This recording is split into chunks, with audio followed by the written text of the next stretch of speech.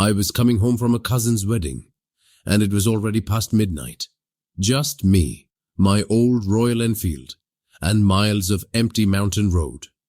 At least, it was until I saw the cyclist. The bike's low, throaty rumble and the sharp sting of the wind on my face had lulled me into a calm state. I wouldn't have noticed him if not for that piercing white light, a cycle light sharp enough to slice through fog, coming at me from the opposite side of the road. An odd sight, right? Who'd be out cycling on a mountain road this late? He came straight at me. I swerved, and my bike skidded hard, nearly sending me over the cliff's edge. Heart pounding, I steadied myself and glanced back. But there was no one there. I brushed it off, chalking it up to fog or a trick of the light. The incident left me shaken, and it took me a while to restore my wits. As I picked up speed, the road began to blur into a dark ribbon under my wheels, and I was lulled into that false sense of safety again. But then, just out of the corner of my eye, I saw him, keeping pace with me, gliding alongside, as though he'd been there all along. His cycle was silent, coasting beside my roaring engine. I pushed the throttle, hoping to leave him behind. But each time I gained speed, so did he. It felt like I was locked in a strange, silent race. The cyclist edged closer. His face was swallowed by shadows, but I could make out the strange, old-fashioned clothes he wore, a loose 80s-style dark jacket and bell-bottom trousers that flapped in the wind. Then, I noticed something that made my skin prickle. His legs weren't moving. They hung limp, yet the wheels spun, as though a hidden motor propelled him. I revved my throttle, finally swerving past him. But when I glanced back, there he was, close enough that I could make out his face. Only, it wasn't a face. It was a grotesque hollow mask that barely resembled a human visage. His eyes were not eyes at all, but deep, cavernous pits that seemed to spiral inward. Each hollow cradled tormented faces screaming in silence.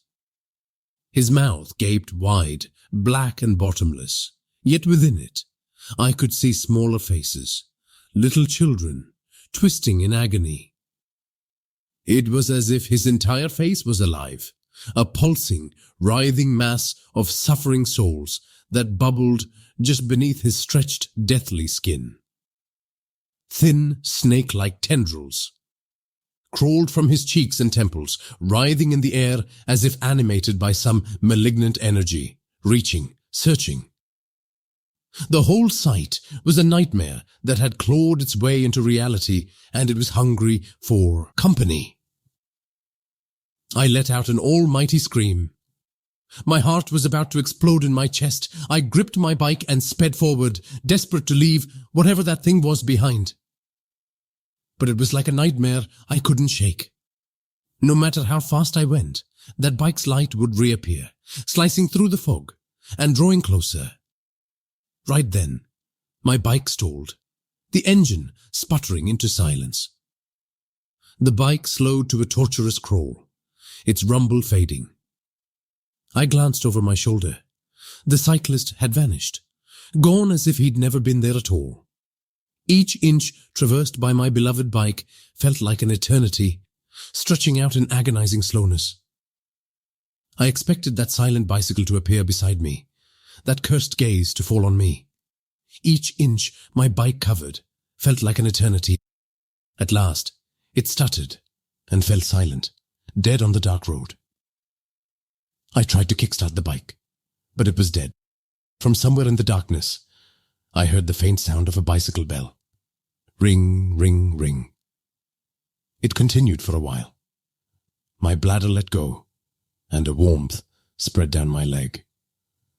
I felt exposed, reduced to a helpless insect underneath a boot.